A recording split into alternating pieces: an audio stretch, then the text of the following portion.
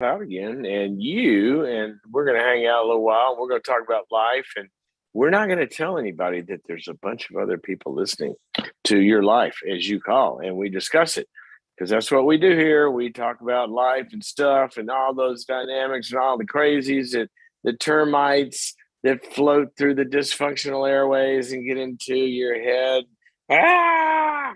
And then you have to chase them out, and that's called growth, and that's what we do. So the way we do that is you call us at 844-940-2774, 844-940-2774. Let me give it one more time, 844-940-2774, as we enter into episode number, I should have asked that question. Albie, what episode? Number 286. Now, for those of you who are new, this program started a little bit on a little bit of a prayer and a whim. 285 attempts prior to today, and when lockdown first started and schedules disappeared, it's going, what are we going to do with all this time? Well, we decided to do this, and so we did, and you guys have joined me, and now we've got a tribe out there that's as we refer to it, fighting dysfunction, developing herd immunity against dysfunction, one dynamic at a time. And here we are, 286 episodes later. And I got to start off by saying it's holiday season, so we like to be grateful at this time of year, and I am grateful for you. This has been so much fun for me. I hope it has been helpful for you too, and I'm grateful for your comments, the way you support each other on the platforms. Speaking of which, you can get the program on YouTube, Instagram, Facebook, and where else? What am I? The podcast. Yeah, you can download it as a podcast too. So there we go. Quick announcement. Head on over to boundaries.me. That's a website that houses all of our digital products, which means you get to be on a growth path. Or since it's Christmas time and Hanukkah and holiday seasons and the season of giving, you could also gift the gift of growth to someone else, whether it's a family member, somebody you've been trying to kind of nudge towards working on some issues. A boundaries.me membership would be a fantastic gift. A lot of people have done that. We've made it especially easy this year to be able to do that. So go to boundaries.me, that website, to find out all about it. We're also bundling a bunch of stuff together. So you can get huge specials on getting all of the workshops, all the courses, the daily coaching videos, all of that, where you and I go on a path together. I've constructed a very, what will be the word, intentional path of growth. And every day, if you're a boundaries.me member, you will get a sort of say small. It's not. It's manageable. It's a few minutes, really, called One Thing, and one thing is that particular day. I'm like your personal trainer, but for your head, right? That day, come in and give you today's step to go do. So all of that you can find out about it by going to boundaries.me. Check it out. All righty. Time for our thought for the day. I don't know if I've talked about this on the beginning of the program before, but it is a concept that you're going to see some movement of the screen today, guys. There's no way around that. I'm right out of knee replacement surgery, and so I'm propped up on a couch, and sometimes I get in a painful position and I have to move, and that switches stuff. So sorry, I don't have my normal, perfect production. Those of you who know this program, that's not true. I'm always screwing it up somehow. Anyway, this is a concept that it's actually from, I put it in a book called The One Life Solution a number of years ago. And it's something that I really discovered in my own personal life. And it's just basically common sense, but it's amazing how uncommon it is to put it into practice.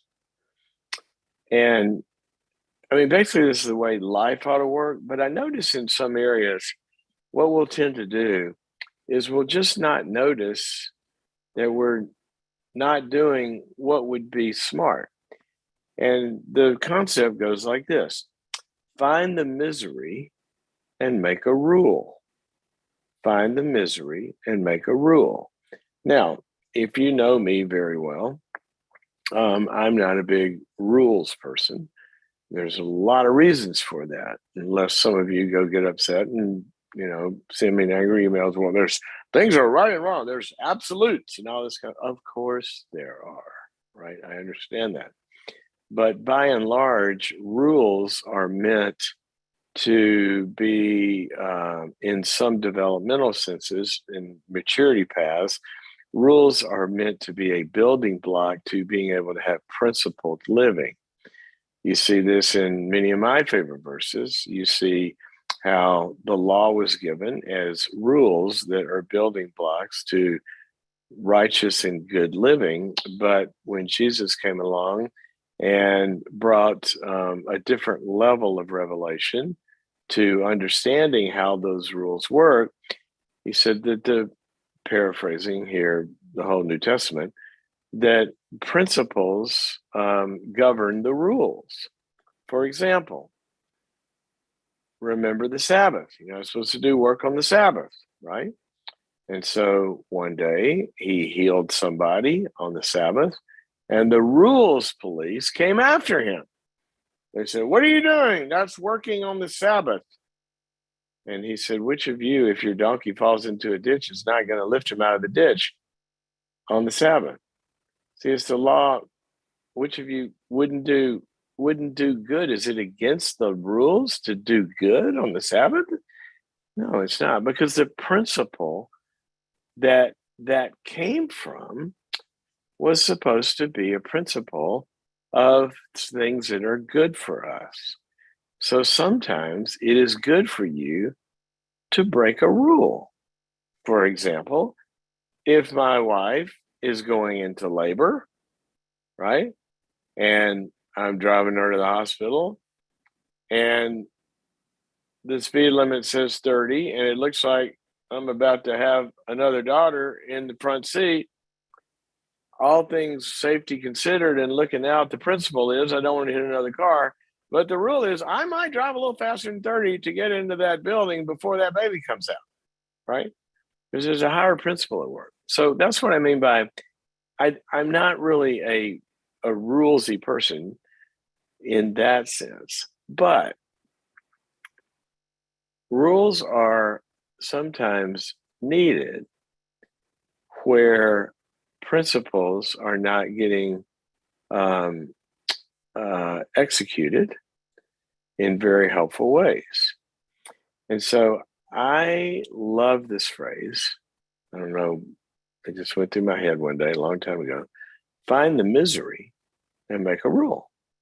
Now, what does that mean? Well, if something is going on in your life that's causing you misery,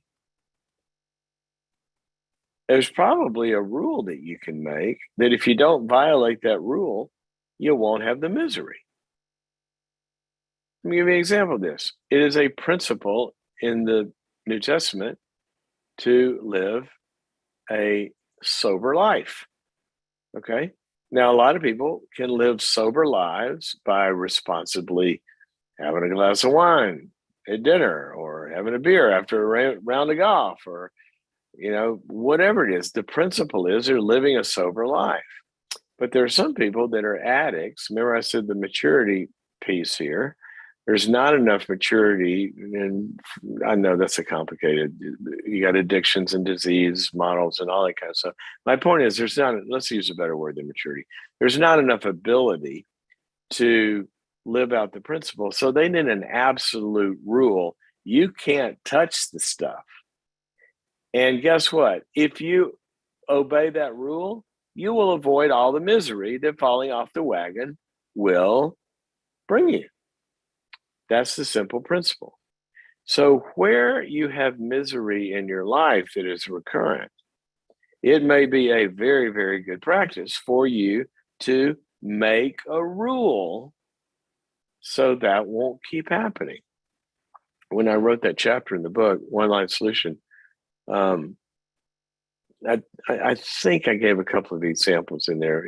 I think I did the book in like '09 or so, and I know are these, it doesn't matter. So here's a couple of examples that I think I put in the book.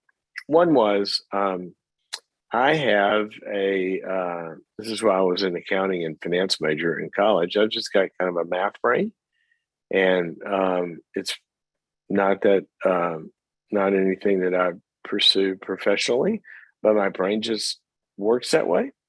And if you give me anything that specifically, probably the places I'm most, use the math brain is in, in business models and various, business ventures that I have and things like that. My head is involved in spreadsheets and blah, blah, blah as part of the work sometimes. Well, if anything, if you talk to me at night, like, in the evening about anything financial, my brain it won't let me sleep. I'll go to sleep, and within an hour and a half, I wake up and I'll literally see numbers and spreadsheets and how are we going to do this and moving these numbers around and solving problems. And there were several instances where Tori and I would be, we'd be eating dinner, we'd be hanging around in the evening, and we might be talking about, it might even be something about even giving, like money that we were going to give, or it might be something that involved finances, like, let's fix the upstairs bathroom. What's that going to cost? Or let's do the roof, or let's go on this trip, or whatever. And I noticed I would wake up in the middle of the night, my head would be working on the problem. And this happened quite a bit. And we went through one season where there were a lot of adjustments being made and different, business things. And now my head was just on overload all the time. And so I made a rule. And I told her, and I'm going to move this camera a little bit better up there. And she's been awesome about this ever since then. Please do not bring up anything financial after 6 p.m. or 7 p.m. I don't want it in my head because my head will work on it all night. And I just don't do that. If ever, and every now and then she might be thinking out loud. She's like, we should blah, blah, blah. And I go, what? I don't talk about that tonight. Remember, she goes, oh, yeah, you're right. Make a rule. All right. It sounds so simple, but how about this? What if there's a person that you interact with, and every time you share something vulnerable or something from your life that you're working on, you're going to get either criticism or unwanted advice? Okay. Well, why don't you make a rule? I don't talk about those areas of my life with that person. Just won't do that. I'll give you another example. There were times especially when the kids were little, and I had various stuff going on, and I'd run, an email would come through that got an answer about tomorrow, whatever it was, and it was causing, kind of interruptions in my ability to be there, and with the kids or whatever we were doing and stuff and it just kind of, I don't know how to describe it. Just the flow wasn't good. And so I just made a rule: no work email at home. So I would leave the office at whenever, usually about 6, and I'd go home. Done. No email. I'm not checking it. I'm not looking at it, whatever. Now, as a clinician also, if somebody needed to find me for an emergency, that was doable. But by and large, if you're not a ER doctor or a neurosurgeon or something, most of the times things can wait. And so I just made that rule. I'll give you another example. When I was writing books, I would run in and do this and that, and maybe I got an idea or blah, blah, blah, blah. And I had young kids and all of that. And finally, I made a rule: no writing at home. Just not going to do it. So there are other people that can do that fine. It doesn't cause any misery. So they're not making rules for the sake of rules. But you have some areas in your life that, how about this one? You just want to watch one more episode of whatever that show you're binging is. And you and your spouse or you and whoever are sitting there and, it's 10:30, 11 o'clock at night. You got to work the next day. And then the teaser comes up and you're like, oh, well, let's just watch a few minutes. And then you watch two more, right? Then the next day you're dragging. Well, if that happens over and over and over, why don't you just make a rule? It goes off at 10 o'clock or whatever. There's 80,000 ways to do that. Don't have any potato chips in the house. Whatever it is. And here's the principle. Whatever is not working in life, sometimes we have to build protections around us so that it can't happen. So that it can't happen. So that's today's thought. Find your misery and make a rule that'll protect that from happening. Find your misery and make a rule that can protect that from happening. Look, if there's some area of life that you can't handle, I don't mean that in a pejorative sense. If you take somebody for, an addiction, for example, we literally cannot go into a bar. You just should not go there. There are other people who go in, they're fine. There's some people that, they're sex addicts. There are some situations they just should not ever go near. So, there's some people you cannot talk to that person without it ending up in a screaming match. You cannot talk to that person without getting triggered. Whatever it is, then make a rule.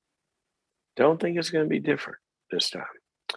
All righty. Just a little bit of homespun wisdom there. I know it's helped me out in my life. Oh gosh. Just, one of the big ones is bringing crappy food into the house. When I just stop doing that, it's really hard to eat something that's not there. It's easy for some people to not eat something that is there. They don't need the rule. I needed that rule. All righty.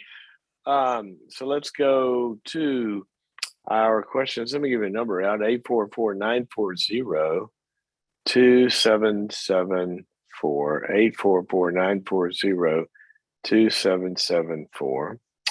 Let me go to talk to Alicia, who listens to the podcast and also on Instagram, calling us from Arizona. Alicia, welcome to the Dr. Clyde Hi, Show. Dr. Hello, how are you? I'm good. How are you doing? I'm doing great. Well, did you call in the I'm Doing Great report show? This is where you call and you report in and just talk about how awesome everything is, because I want to hear it. Well, I think it's talking about how things are going great and make sure they stay that way. That's probably the best summary. That is such a good lesson for us to learn. How come, things are going crummy, we do something to make it better, and then it's better, and then we don't keep doing what makes it better?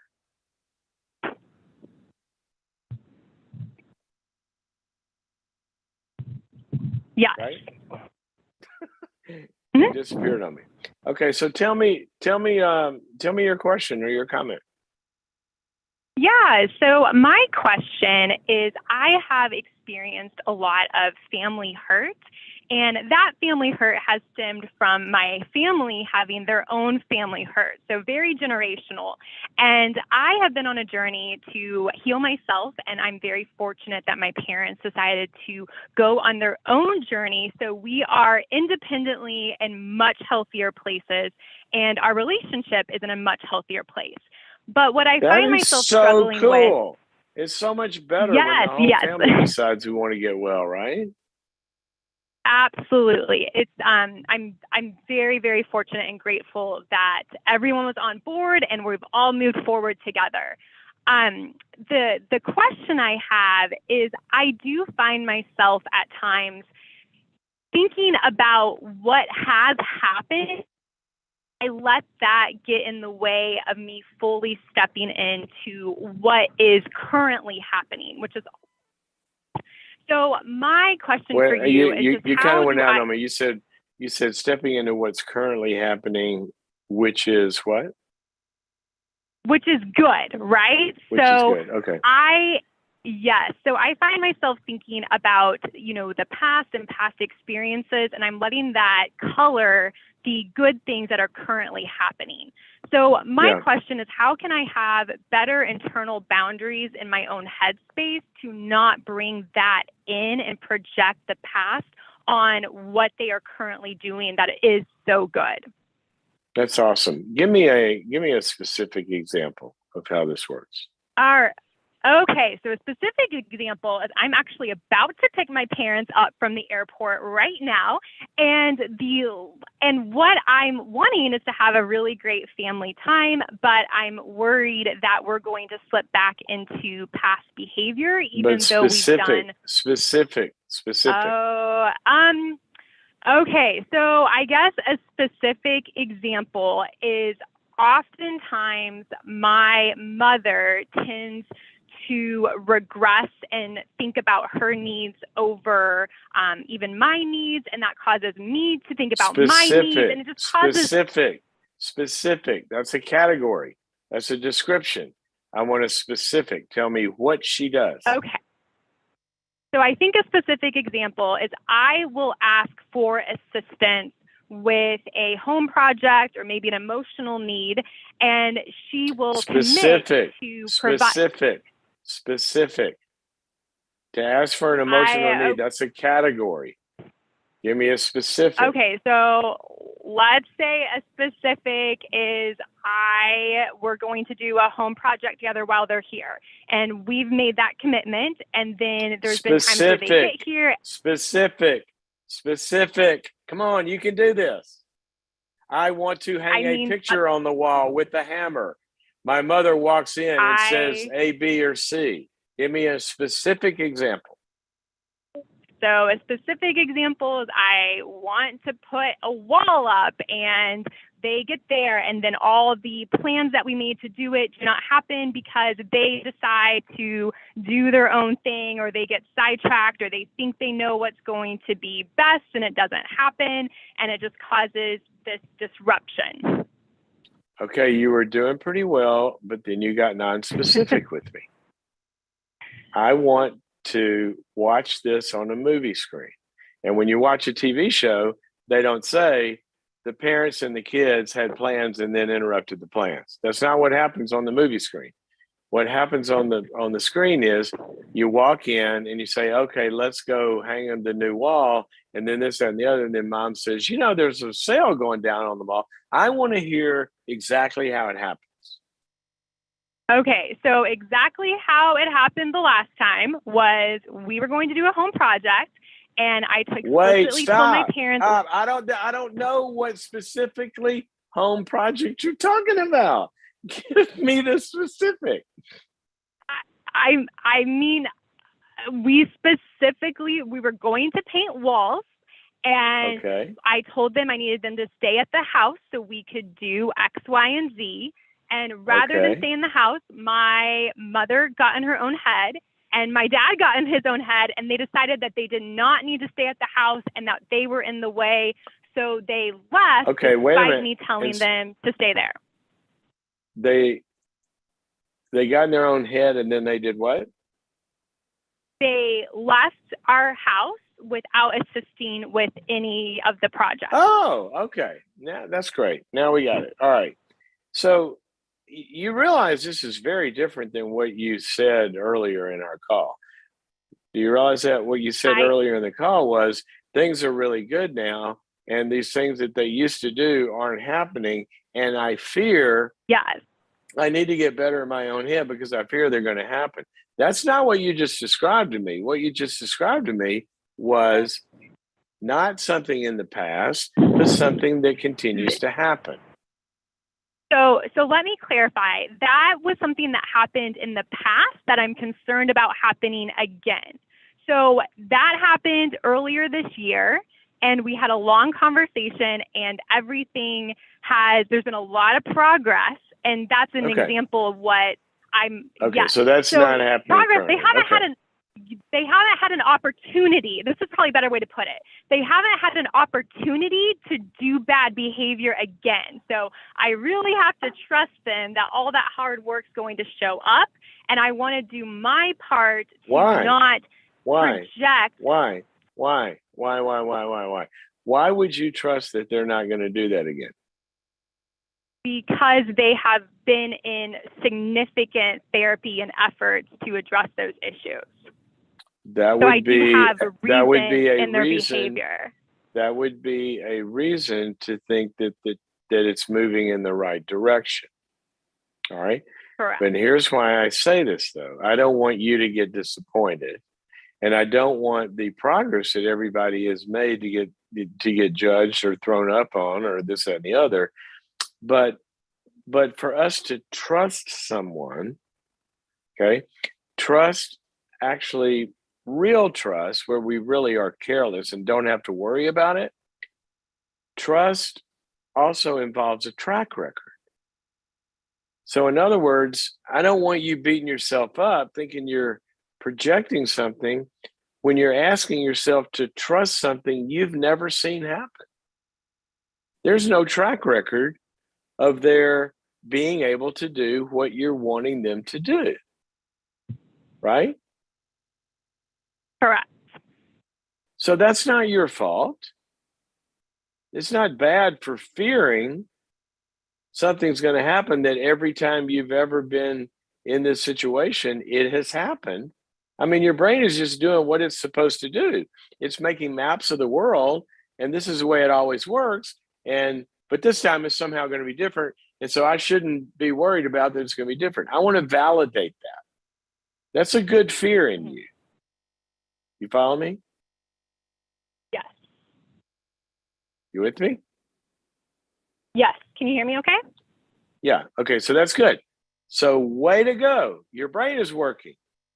And it's also accomplishing something that from a characterological viewpoint, Alicia, this is huge, the growth that you have made, because what you're doing now is you are actually holding in the space of your head something that psychologists call ambivalence, which is two opposing thoughts in the same space, and you're allowing both of them to be true. My parents always would look out after their own needs, but now they're changing, they're getting better, and I'm still afraid, and it might happen again. That's a lot of dynamic tension that you're holding in your head, which you are going to need in order to keep this going for the next however many years it's going to take for this, for y'all to be together. So this is wonderful. I just don't want you to split. Mm-hmm. So in the past, it's been all bad. Now you're hoping it's going to be all good, and you don't want to spoil the good with the fears of the bad happening. That's what you called me. Exactly. With, right? Yes. Exactly. It's awesome. I want you to contain all of that. Okay. And it would look something like this. Guys, I am so glad y'all are here. We're driving home from the airport now. I'm so glad y'all are here. Now, we had talked about one of the things that I'm just picking an example. One of the things that we're going to do is, I've got that little project that I asked you guys to help me with. Do you guys still want to do that? And they say, yes. Okay. Say, okay, then here's the plan. From this time to this time, we will do that. And you guys will help me. Now I gotta be vulnerable here. I am so excited that, we talked about this in the past, that sometimes we plan that and it doesn't happen and I get disappointed in this and the other. And I'm so excited on the progress we've made, and I'm really looking forward to that. But I just need to say, so I know what to do if it didn't happen and we regressed into some of our old behavior. What would be a good thing for us to do at that moment? And they might say, if they're as working on this as you say they are, they might say, oh, well, that would be terrible, honey. If we did that, just tell us. And now the problem is solved. Mm-hmm. So part of your vulnerability is planning for regressions. And part of the recovery in anything is planning for setbacks and planning for when somebody falls off the wagon, because you're not going to get it right perfectly. Probably. Might happen. Mm-hmm. What does that sound like? Yeah, no, that sounds great. I think where my question stems from is especially my mother's gotten better at holding space for my experience and what she intended to do, which can be very different, right? And so when I talk to her about it, sometimes I do get really good responses of, oh, I understand, and validating. And then sometimes I get the response of, oh, well, I didn't really mean to, and you're holding me too strongly to what I've done in the past, and that's preventing me from moving forward, which I know it's her responsibility, but I don't want to be too harsh at the same time. Yeah, and that's a great conversation. So I'm going to be you and you be her. What did she say? Well, I just made a lot of mistakes, and I don't know that I'm going to be able to be the mom you need me to be. Gosh, Mom, that sounds like you might be discouraged about what I said.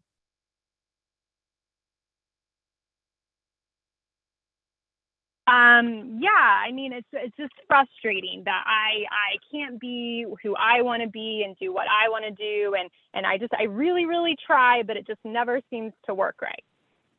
Well, that's a crummy feeling. I don't want you feeling that way, like it never works right.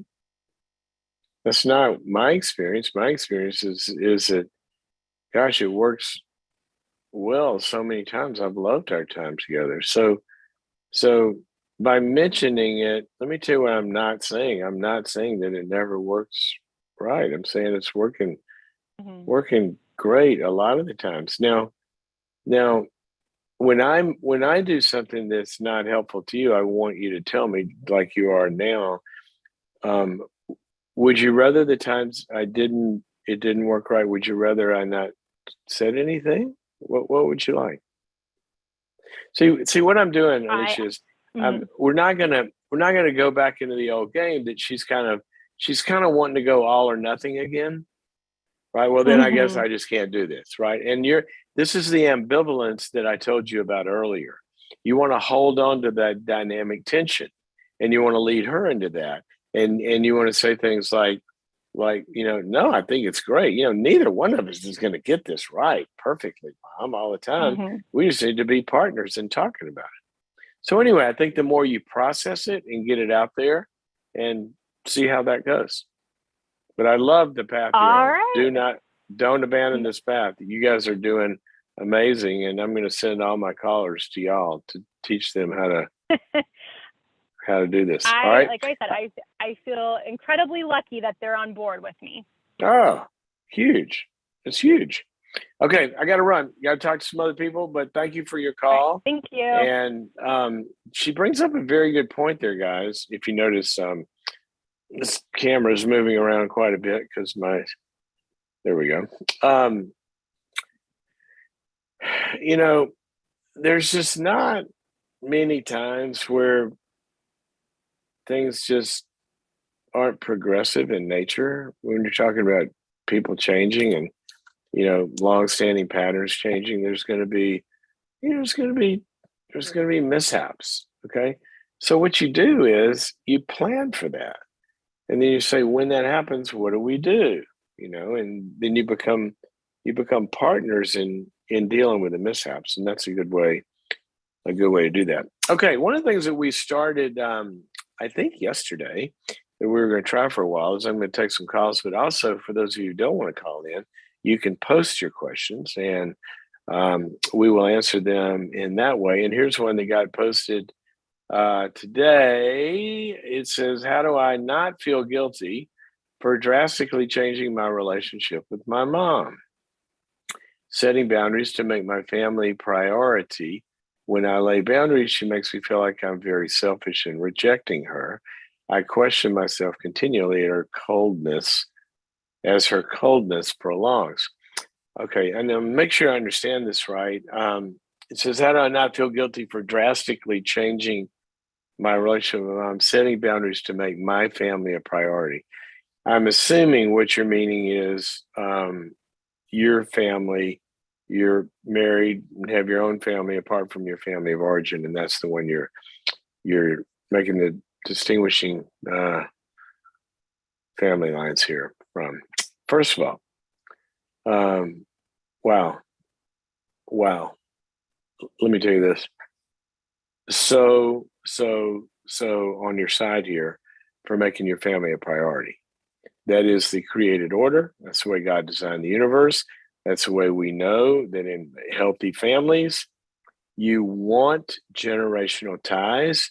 Adults having great relationships with their parents is a very important aspect of life, of health, of community, of growth, of the future, of values, of DNA, of the safety net of the way society works is multi-generational ties. It's very important, but they have to be prioritized, as you are saying. And one of my favorite verses, what does it say? That a man shall leave his mother and father and cleave to his wife. Thus, a new generation, a new family has started from the old family. It is a new family, okay? That's part of the line of the old family. And it carries its DNA and it carries its ways and it carries its patterns, but it's its own tree. The seed falls off the tree and it creates its own tree. Now they can come together and create an orchard, right? And they can come together and create a lot of shade for a lot of good people and create a forest for people to, go write all sorts of fairy tales about, and all sorts of great things can happen when the trees gather together. But you are your own tree, and it must be number one priority. Otherwise, your parents are running your house, and that makes you a child, and your children do not need a child for a parent. They need an adult. And the only way you're going to be an adult is if you are in charge of your own life, setting your own priorities, and listening to them for their wisdom and their input and their advice, but freely having the authority to say, thank you for your input. I'm going to do it a different way. All right. So that's what I'm going to start by saying that, because I don't know, maybe if your mother is your main trainer on how generational priorities work. I don't know if you really have it clear enough, strongly enough in your head that your family has to be number one. So the first thing I would do is I would want you to get around some peers that will help support you. When you said, how do you not feel guilty? You really need some other families and you need some other cohorts, right? You need some friends, maybe join a boundaries group or go on the forums here on boundaries.me, or go to maybe an ACA group or an Al-Anon group or therapy group, or go see somebody. But I want you to normalize leaving home. See, your mom is not normalizing what is normal. And when we don't make normal stuff normal, then we can't be normal. Think about that. If it's normal to prioritize your own family and your mother is saying that's abnormal, then it's very hard for you to be normal, right? Until your norm gets normalized. And the only way we do that as children is by becoming peers. That's what adolescence is about. When your peer group becomes a bridge out from under the authority of your parents onto the adult world, and you begin to take on and values of the community, not just obeying parents. So I just want to drive that home in your head. And to do it, you just got to get around some people that normalize that and support you. So you get off the phone with mom and you say, gosh, we won't be able to come by Thursday night because I got this thing, then I got a parent teacher conference or something, or we're going to bridge club or whatever it is. Boy, there's a blast from the past. And then when she gets frustrated, here's what I would suggest. Empathize and keep the limit. Empathize and keep the limit. So say, oh, Mom, I'm so sorry that's frustrating to you. I'm sorry that it feels selfish to you. But, but that's something I really need to do, and I'm going to do it. And I'm just sorry it feels that way to you. I hope you can understand why I need to do this. But if you can't, I'm really sorry that it feels that way. But we got to go. So you empathize. You don't justify. You don't let her push your buttons, all that kind of stuff. You just empathize and then keep your limit. Empathize and keep the limit. And that's what you do.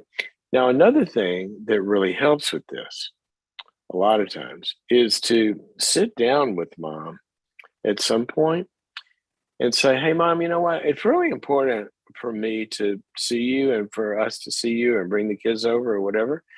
Our lives are so busy right now. We got school and we got, I'm working 18 jobs and, we got the whatever it is and 46 kids and sports and whatever.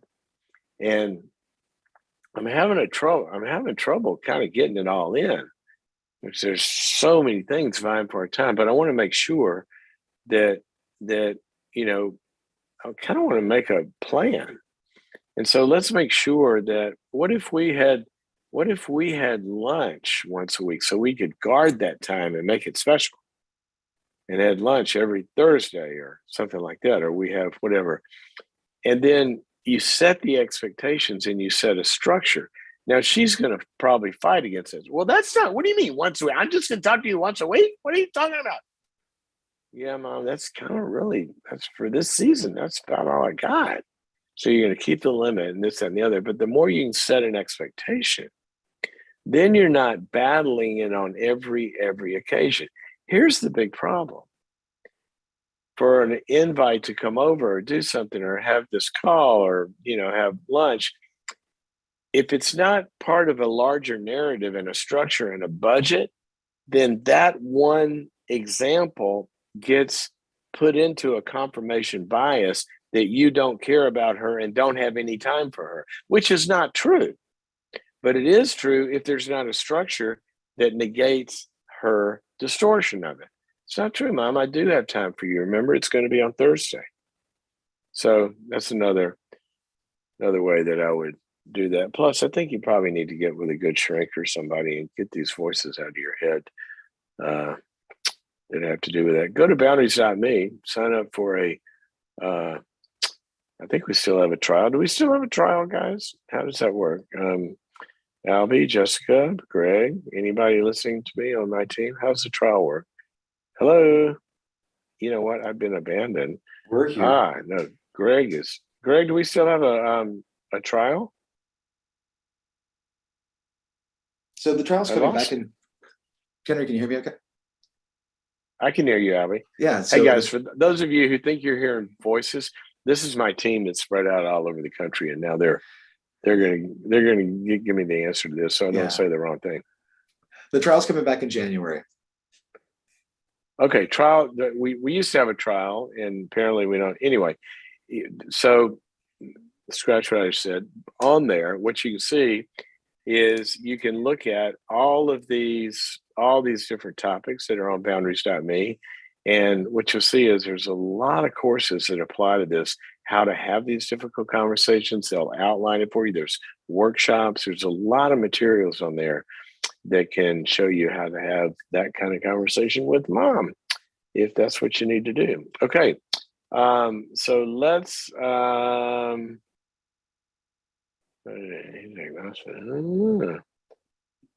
what in the world are we? Okay. So Samantha calling us from Missouri. I got it fixed here. I couldn't figure out what I was doing with my feed. Samantha, welcome to the program. Hi, how are you? I'm good. Other than I'm in rehab over here, but right now I'm in no pain. So you caught me on a great moment. Oh no. Rehab for what? I did miss that. What happened? Oh, I had a what they call a total knee replacement, and that's where they basically hack your leg in half and they pull out your knee and stick a fake one in there. And now I'm 15 days out of that surgery, and so it's hard to find a position that is really comfortable for a long time. But anyway, I'm sure. You got me at a good moment. So tell me how I can help you. Good. Yeah, I just wanted your in-depth take on being unequally yoked, I guess. I mean, common sense tells me it's a huge deal breaker when one person is a Christian and the other one is not. But then I also hear a lot of people say, well, if I know someone who weren't when they got married, and then, well, the husband would have never converted if it wasn't for his wife, or maybe that person just hasn't been exposed and you're supposed to teach them that. But, I'm just kind of curious about when to draw the line there and when it becomes, I guess immediately it's a red flag, but, when to lean in to that curiosity or when to step away and know that it's just not a good idea. Well, what do you think? I think it's risky. I think it would be really challenging. I think it'd probably be a lot easier to be in a relationship where both people agreed and had the same beliefs and values. I think it's possible, but I think I can be afraid of leaning into things for fear of what might happen. And I don't. It is, there are risks. You're right. There are also certainties. Risk is something that might happen. Right? Mm-hmm. Right. But let's set the risk aside for a second. And there are certainties that you don't have to worry about this might happen or not. It is certain that if you were married, what you will have done is you will have pooled your life, because marriages that work well, life gets pooled, right? There's no longer your life and his life. Now you're creating a life together. Right. And so that life involves a lot of stuff like time and energy and resources and, interests and passions and how we make decisions and this, that, and the other. And so what you're saying is it is certain that life together will have two different operating systems. Yeah. But the life is supposed to be together. So that's not a risk. That's a certainty that's what you would be signing up for. And so when a dollar comes in the door, for example, and your operating system would say, I would like to use a portion of that dollar and give to God's work and God's kingdom or the church or the poor or however I feel like he's leading me. And he's operating under a different, or when you talk about kids and what happens with the kids, or when you talk about what you do with your time, these are not risks. These are certainties that you're going to be divided. Yeah. That's why it uses the term yoked. So it's not really so much if you look at it through the moral lens, like I'm good if I do this and I'm bad if I don't, then you miss it. Because this is a reality lens. Now, having said that, what we're talking about is, we're talking about marriage, really. That's the context. Yeah. And there are a lot of people that can can date if you're not in danger of falling off a cliff. I mean, there are a lot of people that come to faith because they started dating somebody of the faith. That's happened. I have a lot of friends like that. I have family members like that. But that's very different than getting married in hopes that maybe then they'll come around. That's true. Yeah, that makes sense. I mean, eventually when it gets serious, you would decide. Yeah. Yeah. So, I mean, what's his name? Have you found it? This does not sound like it's theoretical to me at all. His name, it's not theoretical. It's not. His name is John, and he definitely has said multiple times, you don't want to spend the rest of your life with me? Like if I talk about having doubts about us, you mean you don't want to spend the rest of your life with me? And I'll say, I don't know. I think so. I think he is thinking about marriage, and it pressures me. Or I can tell we'll talk about saving money for something. I got it. I got it. The ring. Wait, you say that again? You talk about what? He will talk about needing to save money for something, and I'm assuming, I have a hunch that that means a ring. Oh, okay. So I just had, every now and then I have ideas that I think are just that's such a good idea. And then I say it and I put it out there and it's like the worst idea ever. But I think I just had one of those that was a great idea. And you can tell me if it's a good idea or the worst idea ever. Okay. All right? Okay. So let's role play this. I'm going to be you. You be him. Okay. And what's the thing about the rest of your life? I will kind of talk about plans. He'll ask me continuously, or I'll say like, if we get here, if we do that, and he'll say, don't you want to spend the rest of your life with me? You don't know if you want to spend the rest of your life with me yet? Oh, you know what? And he'll say, well, I'm so glad. Why don't I'm you? so hang on. I'm so glad that you brought that up. Now we're going to role play this. I'm you, okay? Okay. And you say, what did you say about the rest of your life? Just say that sentence for me. Why do you don't know if you want to spend the rest of your life with me? You know what? I'm so glad you brought that up because I most of the time I do want to spend the rest of my life with you. But I don't know if you want to spend, I don't think you want to spend the rest of your life with me.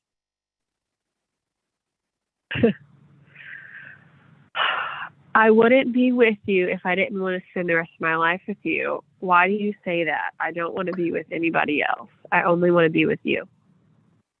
Okay, well, let me tell you why I say that. Because when I think of the rest of my life,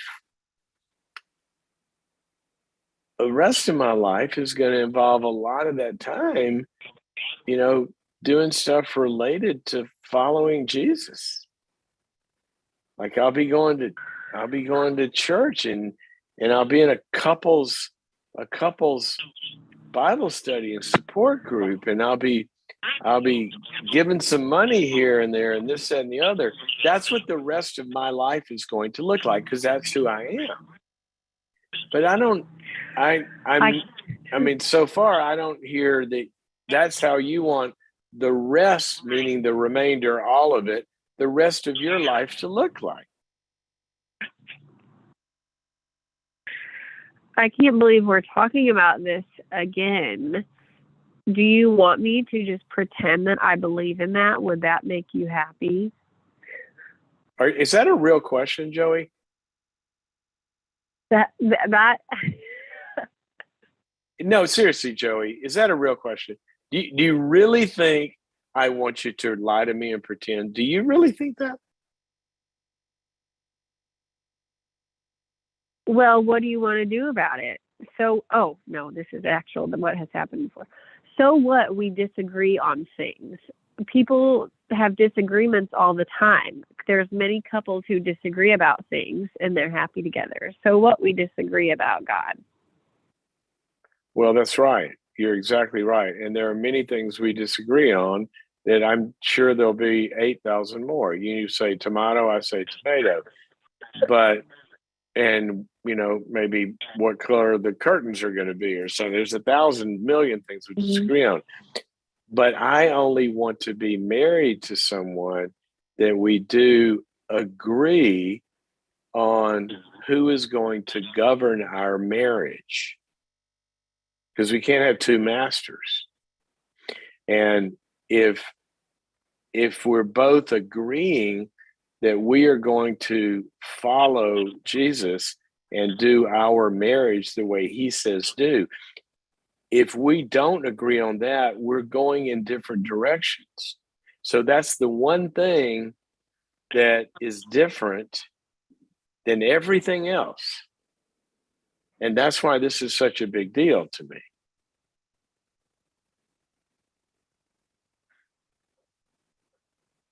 Yeah. Do you want me to respond to him or can I interject?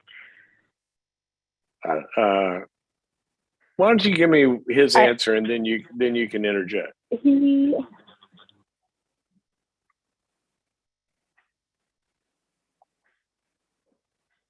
think he would say, I support you, I support you going to church. I support you going to small group. I don't believe that, but I don't know if I'm right or I'm wrong. Well, that's fine. I support you in your quest. I just don't marry somebody. I just don't want to be married to somebody that's still answering that question. But I can support you in it. We can keep dating. I'm just telling you. You asked me why this is important to me, and I've told you.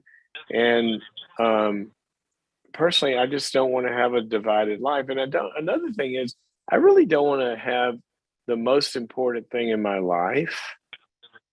The most important thing in my life. Can I say that again? The most important thing in my life. I don't want to be alone in that. I don't want to be alone in that with my spouse. I want to have that as a partnership. Now, if it were tennis or goldfish hunting or antique shopping or bowling, yeah, I can do those activities on my own or with friends. I can be alone in that, but not the most important thing in my life. Right. Anyway, so I don't know. You asked me my opinion. There you go. Yeah. I mean, you're right. That's true. I'm right. What do you mean I'm right? I'm right that that's my opinion? Well, or you agree? You agree? You're entitled. I agree with you. It is the most important thing. I think, I just grew up in a family where nobody has a Christian marriage. My parents did not teach me about Jesus. I mean, I really had to seek it out on my own, and I felt so much peace and understanding when I did, and I love it so much. But I don't have, I don't have like a big circle cheering me on or supporting me, or who agree, or who would say, oh, that's a big deal, because a lot of people would be like, so what?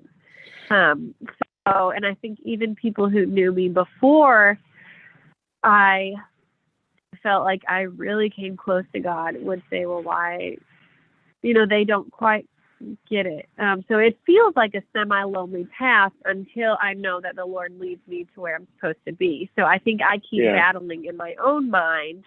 Ooh, is it really, I don't want to say not that it's worth clinging to Jesus, but I definitely feel a hard conviction about, signing up to do life with someone for the next 50 years if they don't understand my newfound sense of peace and joy and truth. And I would go past understand it. Not only do they not understand it, what we're really talking about is sharing it. And the reason the Bible uses that and for those of you who aren't familiar with the verse she's talking about, it's where Paul says, "Do not be unequally yoked." to somebody that doesn't share your faith. Now, what that means is when oxen work a field, they yoke them together. So they put the yoke around one of them's neck and the yoke around another. So you got double horsepower, right? Well, they're going in the same direction if they're yoked together. And Right. so if you got one of those animals that wants to plow the field over here and one of them wants to plow the field over there, somebody's going to lose in this deal because they're yoked together. And that's the way. Yeah. See, the Bible really doesn't know anything. And this is part of it, Smith. And this is why. And look, I'm not judging anybody. If somebody has a different view of their, whatever. In fact, I've said, it's when you're talking about dating, unless you're in danger of getting unequally yoked, I'm all for people, sharing their faith with people and all of that. But if you read the Bible, you read the New Testament, you read what Jesus said, and you talk to people who have walked this life of faith for a long time and actually know how it works, it doesn't really know anything. The Bible knows nothing about 1 foot in and 1 foot out. It doesn't work that way. Every illustration. Oh yeah, I feel like there's so many warnings. That's right. Every illustration about a partial commitment is a spewing you out of my mouth. Is double-minded. Double-minded, unstable yes, in all your ways. That's a sometimes great one. That's a great one. Unstable, yeah. James. Not grounded. There you go. Yeah. So I think what you need is you can stay in conversation with him, but you need some people around you. You said you didn't have a family like that and you don't have a lot of friends around. I think, the friends are saying, oh, whatever. I think that it's very important for you to get around some people who would share your convictions, both to support you and I'm going to let you know you're not crazy, but also feel good about them. And also that maybe have a better, it gives you a better place to stand in terms of sharing them with him. Okay, I got to run. I'm so glad you called. That is a tough thing to hear. You. Tough thing to hear. And I get it, but I would encourage it in the way that, we talked about. So thanks for your call. Yes. Thank you so much. Okay. Oh, that's such a hard topic. Because the heart wants what the heart wants, but also that's diagnostic. Sometimes if our heart is wanting something apart from what we have said our heart wants, and like say if I want, anything in life, right? I just did a tweet last night about I don't know if I call it success or fruitfulness or whatever, but basically when you're talking about having success in any area of life, it kind of is always going to boil down to there's going to be a tension that if you're going to be successful in any area of life, it's going to require that when you do not feel like it, let me say that again. If you're going to be successful, it's going to require you, when you do not feel like it, it's going to require you doing the things that will bring that success to fruition. Doing the things that are going to make that success happen when you don't feel like doing them. Okay?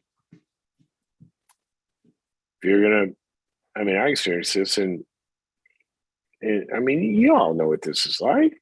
Come on. If you want to get a paycheck, if you're going to be successful in getting a paycheck, there's mornings you don't feel like getting out of bed, but you got to do it. Some people don't. They don't have this success and they lose their job.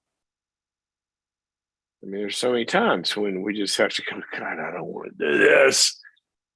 But success in that area demands that we do. A, doing things we don't feel like doing. B, success in any area of life is also going to require not doing some things that would take us farther away from the goal that we want. So, if I want to lose 5 pounds, it requires me not eating some stuff that would take me farther away from that goal, right? So when it comes to this question, when we say that this is our goal, is to have a life that's, spiritually rich, it's going to require doing some stuff. That's one of my favorite verses, which I don't even like it. That's one of my favorites. One of my favorites because it helps me in life, but I don't like it because it just hurts. Is, when Jesus said, if you're going to follow him, we have to daily pick up our cross. That means every day, if we're going to reach the goal of having a fulfilling, abundant life, every day, he said daily, every day, we're going to have to do stuff we don't feel like doing. I'd rather yell at that person than be kind and try to resolve the conflict. Or 1,000 other things, right? We have to die to our impulses. And also, we're going to not be able to do some stuff that we really want to do that would take us farther away from that. And this is where that question fits in. So it is a tough thing. I'm not saying this is easy, but I know many, many, many, many, many stories of people who wish they had done it that way. Okay, we got time for one more caller. Albie, I can't see who you were looking to put on there. So why don't you just stick that person on and they can introduce themselves to me. Let's see who pops up. Dun, dun, dun, dun, dun, dun, dun. Dun, dun, dun, dun, dun, dun, dun, dun, dun. I don't think you have to. That's not stealing a song if you're singing it yourself, right? Shout out to Suzanne is on with Jeopardy. you right now, Albert. Suzanne, how are you? I'm great. Thank you so much for taking my call. I really appreciate it and all that you do. You're very, very welcome. Tell me how I can help you. So this is about forgiveness. My husband divorced me in August of 2017, or excuse me, in May of 2017, and he was having an affair with my best friend of 34 years, and he married her that September. Yeah. Your best friend? Yes. And we were part of a church, and they were elders, and I mean, it's really quite something. Ouch. And so anyway, I've gone through a lot of counseling, and I'm in divorce recovery, divorce care, because I wasn't sure if I have dealt with anger, and I have. You haven't been angry? You haven't felt angry about this? Oh, I was, but I wasn't sure if I was angry enough. I mean, enough to get through all the grief. So, I'm mad as hell, and I don't know if I'm mad enough. Right? That's exactly it. That's really funny. I don't know if I've been angry enough, because enough, there's some psychological truth to that, right? Because anger really is part of kind of metabolizing stuff and working it through. It just struck me as kind of funny. Okay, so what's the question? So the question is that what I've discovered through divorce recovery is I haven't dealt with forgiveness. I've dealt with forgiveness with my husband about my ex-husband, but I haven't dealt with the forgiveness of my best friend, and I don't know how to go about it. Is she asking for it? No. As a matter of fact, she doesn't want to have anything to do with me, and I don't really want to have anything to do with either one of them. It has nothing to do with bitterness. It's just being safe. Like Yeah, you were I'm just curious. saying in your. I'm just curious what kind of interface there was between the two of you. So, what's the question about Mhm. forgiveness? So how do I go about forgiving her? I've dealt with forgiving him, but how do I go about forgiving her? Because when I think about it, it brings me to tears. And I also know that if I were to see them together, I mean, I'd be fine with him, but I don't know that I would be fine with her. Let's say one of my sons was getting married. I don't know that I could deal with it. And I need to be an adult about this. So I'm just trying to figure out, I don't want to worry about tomorrow, but I know just waiting and time is not going to help it. I need to deal with it. Yeah. When you say you start to think about it, it brings up a lot of feelings, right? Yes. Right. I think that, well, first of all, it's perfectly normal. And I think that you've got to, in a way, they are very, very connected, but in a way, they're very, very distinct as well. The process of forgiveness and the process of metabolizing the hurt and the wound. I mean, look at it this way. If somebody walked up to me and stabbed me, and then, however, whenever I forgave them, right?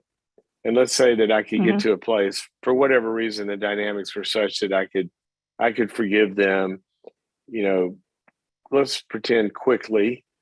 And so I've forgiven them, meaning I'm not holding grudges. I've canceled the debt. I'm letting you off the hook. God bless you. I'm wanting the best for you. But that doesn't mean that the stab wound is well. It doesn't mean that it's healed yet. And so I wouldn't necessarily tether whether or not you're having feelings about this to whether or not you've successfully forgiven her. You follow me? Mm-hmm. Yes.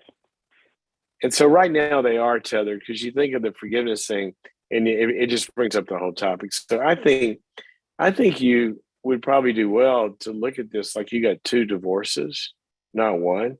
I mean, to lose a best friend of 34 years out of any kind of breach in the relationship would be awful. And that would have to require its own grief process and going through that.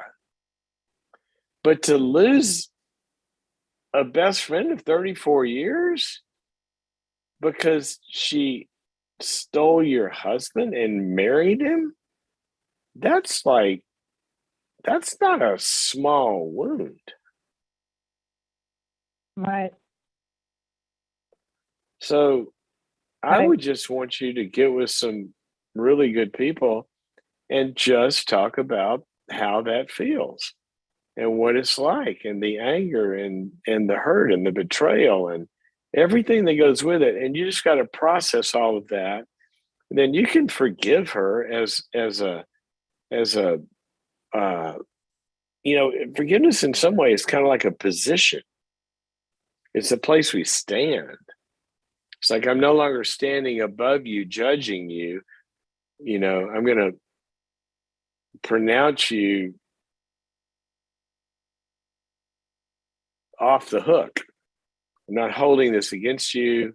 I'm forgiving you, just like Jesus did when they were crucifying him. He said, "Father, forgive them, for they know not what they do." The Bible talks about how we can't be forgiven if we don't forgive others. You understand how important forgiveness is, but forgiveness doesn't mean that you're done hurting over this. So that's probably the go into the hurt and go into all of that, and you can forgive her, but it's not going to feel like you've forgiven her for a while because you still be mad. Right. So that's kind of how I would look at it. Okay. Okay. I'll do that. Okay. Does that work? Will it lessen? Do you think it will lessen, the feelings that come up when I think about it? What do I think? What would lessen? I mean, as I work through it and talk to people and deal with it, that the feelings, the emotions will lessen with time. Oh yeah, yeah. You'll get over this if you process it. Okay. Yeah, people Good. get over betrayal. People get over all sorts of things, but not without processing it. So I do think you need to process it. Okay, I will. Okay, great. Okay. Thank you so much. All right, Suzanne. I can't think of too many things worse in the betrayal world. I mean, that's a big one, and my heart goes out to you. And I hope you found some. I hope you found some friends that treat you better than that. I do. I've got some great friends, wonderful friends, safe friends. Okay. All right. God bless you. Okay, guys, that is thank you. That is the end of all of our time today. We got to run. But we will be here tomorrow again. And remember, go over to boundaries.me to check out we got these huge holiday bundles going on. And we've got all sorts of specials with, there's boundaries.me. You got to go check out that world.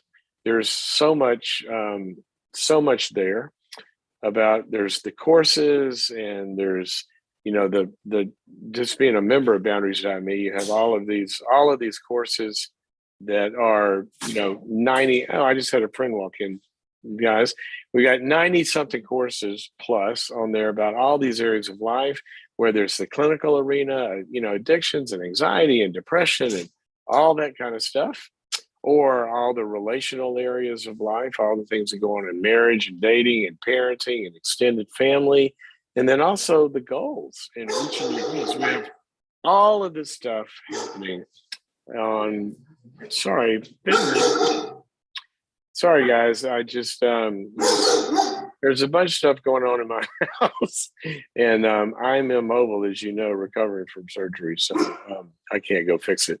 Anyway, there's a bunch of stuff going on there, and I want you to check it. Finley, hush. Sorry, guys. It's chaos around here right now. That's what happens in a one-person production studio. Go check it out, boundaries.me, and on there is also a lot of holiday bundles. So we have all the courses, but we have a bunch of workshops that are usually separate from the courses. There's now ways to bundle all that together and get huge holiday savings on that, as well as to sign up. Once you become a member, you get the daily coaching videos from me as well. Okay, so sorry about all the chaos here. I'm in third year, as you know. I'm still recovering, so I'm unable to get off the couch and go answer the door as people. This may go into our bloopers file. Okay, I will see you tomorrow. And once again, thank you guys for being part of this tribe. It's always good to be with you. Thank you for the callers. Those of you who support each other on the platforms, really appreciate it. And we will see you tomorrow. Okay.